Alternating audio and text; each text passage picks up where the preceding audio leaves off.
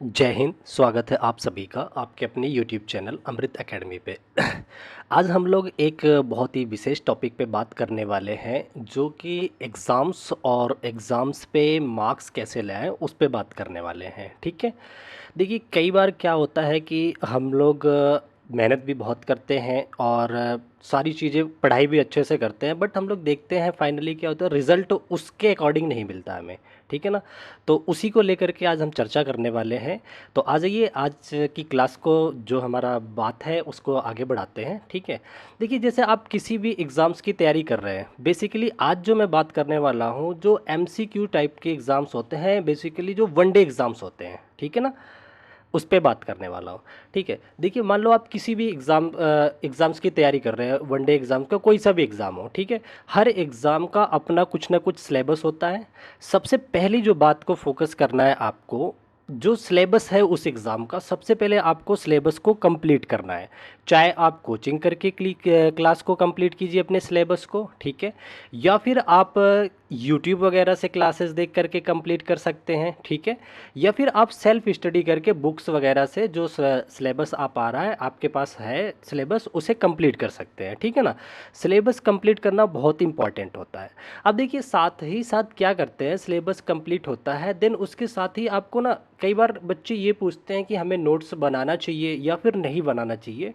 तो उस पर मेरी यही राय है कि नोट्स जो होनी चाहिए ना, वो बल्कि शॉर्ट नोट्स बनाओ। अगर आप वनडे एग्ज़ाम्स की तैयारी कर रहे हो तो शॉर्ट नोट बनाओ, क्योंकि आपको वहाँ पे रिटन में जाकर के चीज़ें लिखनी नहीं है, बल्कि एक माइंड मैप तैयार करके बातों को, फैक्ट को अपने माइंड में रखना है। ठीक है ना। तो उसको फोकस करते हुए आप एक शॉर्ट नोट्स बना सकते हैं। ठीक है।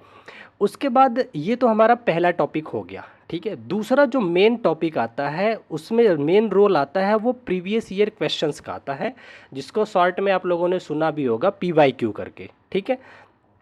अब देखिए पी वाई क्यूज़ को कैसे करना है, मेन मुद्दा ये होता है, पी वाई क्यूज़ सबके सामने होता है, हर स्टूडेंट के पास होता है और हर किसी को पता भी होता है, लेकिन इसको अटेम्प्ट कैसे करना है मैं विशेष चर्चा उस पर करूँगा।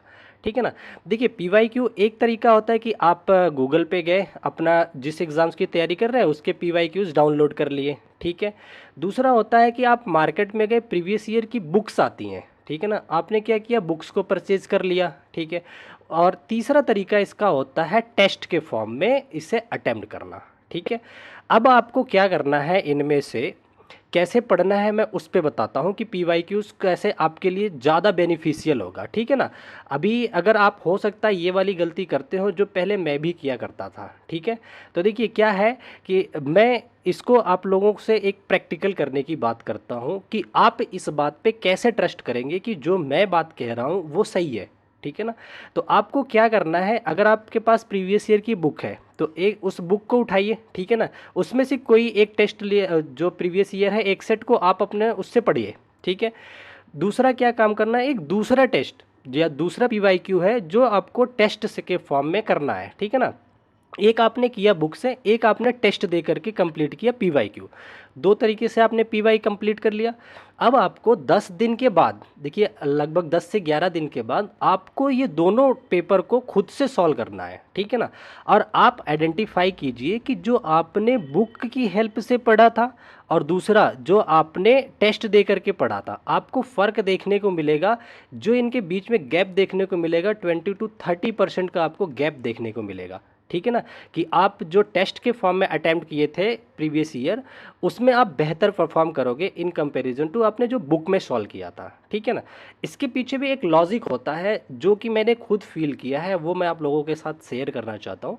देखिए क्या है कि जब हम बुक पढ़ते हैं ना, या बुक से पीवाईक्यू जब सॉल्व करते हैं, तो क्या होता है कि हम उतने एक्टिव होकर के नहीं करते हैं। क्या है कि हमने मान लो क्वेश्चंस पढ़ा और हमें नहीं आया। ठीक है। हमें हमारे पास नीचे क्या होता है, ऑप्शंस होते हैं और उसका आंसर भी नीचे ही लिखा होता है, हम फटाक से आंसर देख लेते हैं। ठीक है ना। और लगे हाथ वहाँ पे सॉल्यूशंस लिखे होते हैं, सॉल्यूशंस पढ़ लेते हैं, हमें लगता है कि हमने अपनी पढ़ाई कर ली इस क्वेश्चंस को। ठीक है ना। यही सबसे बड़ी गलती हो जाती है। वहीं जब आप टेस्ट के फॉर्म में देते हो तो क्या देखने को मिलता है कि आप टेस्ट दे रहे हो प्रीवियस ईयर का। ठीक है ना। तो आप वहाँ पे एक चीज़ ये ऑब्जर्व करते हो, आपके सामने क्वेश्चन आया, चाहे वो ईजी हो, मॉडरेट हो या डिफ़िकल्ट हो, तीनों लेवल में से कोई सा भी क्वेश्चन हो। ठीक है ना। आपने उसको अटेम्प्ट करना ही करना है। और उसमें आप सही कर रहे हैं या गलत कर रहे हैं, ये आपको एट रैंडम नहीं पता होता है। जब आप 100% अपना क्वेश्चन कर चुके होते हैं, तब लास्ट में आप रिजल्ट देखते हैं, और क्योंकि आप ऑलरेडी अपनी जो सोच के अकॉर्डिंग, जो आपने पढ़ाई करी थी, जो आपके प्रीवियस नॉलेज थे, उसके अकॉर्डिंग तो क्वेश्चन का आंसर कर चुके हैं। फिर जब आप लास्ट में रिजल्ट देखते हैं और जब आप देखते हैं कि ये वाला क्वेश्चन गलत हुआ है, फिर उसके जब सॉल्यूशन पे जाते हैं तो आपके अंदर डिफरेंस क्रिएट होता है कि अरे मुझे तो इसमें ये करना था, अरे यहाँ पे मैंने ये सिली मिस्टेक की। तो वो जो बातें खटकती है ना, वो लॉन्ग टाइम आपके माइंड में रह जाती हैं, इवन एग्ज़ाम के टाइम तक वो बातें याद रह जाती हैं कि मैंने ये वाली गलती करी थी। ठीक है ना। तो इसीलिए मैं ये सजेस्ट करता हूँ कि PYQs बच्चे बहुत ही गलत तरीके से करते हैं। तो PYQs जब भी आप करो तो टेस्ट के फॉर्म में करो। ठीक है ना। हाँ, हालांकि अगर आपके पास टाइम है, एग्ज़ाम लेट है, तो एक बार बुक से पढ़ लो। आपको लगता है कि सिलेबस अच्छे से नहीं हुआ है तो पहले बुक से पढ़ लो। ठीक है ना। देन लेकिन टेस्ट के फॉर्म में PYQ सॉल्व करना बहुत मैंडेटरी होता है। ठीक है। अब दो बातें हमने कर ली, एक सिलेबस की, एक हमने कर ली अपने PYQs की। ठीक है। अब तीसरी मोस्ट इंपॉर्टेंट बात हमें करनी है मॉक टेस्ट पे। ठीक है ना। किसी भी एग्ज़ाम का 70% वेटेज आपके मॉक टेस्ट पे डिपेंड करता है। ठीक है ना। अगर आपको ये चीज़ें यकीन नहीं होती तो आप जब एग्ज़ाम में पूरी तरह से लीन हो जाएंगे, जब टेस्ट वगैरह देंगे ना, तब आपको एनालाइज होगा कि भाई ये बातें तो सही थी। ठीक है ना। अब देखिए, अब क्या होता है, बहुत सारे बच्चे पूछते हैं मुझसे कि भाई मुझे मॉक टेस्ट कब देना चाहिए। ठीक है। कई बार बच्चे क्या करते हैं, पढ़ते रहते हैं, उन्हें डर लगता है यार यार अभी मॉक टेस्ट नहीं देंगे, मेरा ये वाला टॉपिक रह रहा है, मेरा वो वाला टॉपिक रह रहा है, ऐसी चीज़ें करके इग्नोर करते हैं। ठीक है। बट यहीं आप लोग गलती करते हो, ये गलती कभी भी नहीं करनी है कि मॉक टेस्ट अभी नहीं देना, मेरा सिलेबस रह रहा है। ठीक है। आपका सिलेबस अगर 20 to 30% भी हो जाता है, मैं जो कि मैं बहुत ही मिनिमम सबसे छोटी बता रहा हूँ, अगर आप इतने भी सिलेबस कर चुके हैं ना, तो आपको मॉक टेस्ट स्टार्ट कर लेना है, आप जिस भी एग्ज़ाम्स के लिए कर रहे हैं। अगर चलो कोई बात नहीं, कई बार होता है कि हमें लगता है कि यार नहीं, फुल टेस्ट के लिए मैं अभी तो बिल्कुल प्रिपेयर नहीं हूँ, फुल टेस्ट मत दो। आपके पास मॉक टेस्ट के कई सारे ऑप्शंस होते हैं, चैप्टर टेस्ट होता है, सेक्शनल टेस्ट होता है, उसके बाद आपका फुल टेस्ट आता है। ठीक है। तो मान लो आपने जिस चैप्टर की तैयारी कर ली, एक बार चैप्टर टेस्ट दे लो। ठीक है। या आपको लगता है कि नहीं, कुछ चैप्टर मेरे से पहले से ही तैयार है, तो आप उस चैप्टर टेस्ट को दे लेते हैं। और आपको लगता है कि नहीं, इससे भी बेहतर तैयारी, तो आप सेक्शनल टेस्ट दीजिए। ठीक है। और लेकिन एग्ज़ाम से लगभग 1.5 से 2 महीने पहले आपने क्या करना है, फुल टेस्ट पे भी वार करना शुरू कर देना है। मैं बता रहा हूँ, अगर आप चाहते हैं कि एग्ज़ाम में अच्छे मार्क्स आए ना, तो ये जो सेकंड और थर्ड पॉइंट है, इन पे आपको बहुत फोकस करना है। ठीक है।